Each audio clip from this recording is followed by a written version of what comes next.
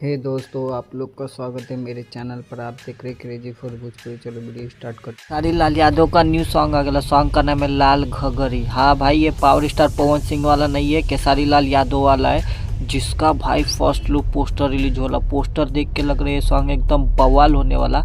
आप बोलते हैं सॉन्ग कब रिलीज होने वाला, बढ़ने से पहले ऐसे ही अपडेट पाने के लिए मेरे चैनल को सब्सक्राइब करके रखो। भोजपुरी का हर खबर सबसे पहले मेरे चैनल पाता।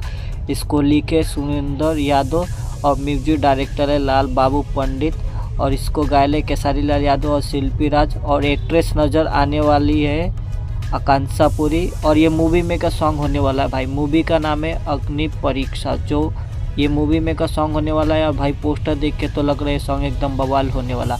अब बोलते हैं सॉन्ग कब रिलीज होना है। ये सॉन्ग का सिर्फ फर्स्ट लुक पोस्टर आला, ये सॉन्ग का रिलीज डेट ना आला। जैसे मेरे पास रिलीज डेट आता है तो उसके ऊपर वीडियो बना के आप लोग को अपडेट दे दूंगा। वीडियो अच्छी लगी तो लाइक करें, शेयर करें, सब्सक्राइब करें। मिलता है नई वीडियो में, धन्यवाद।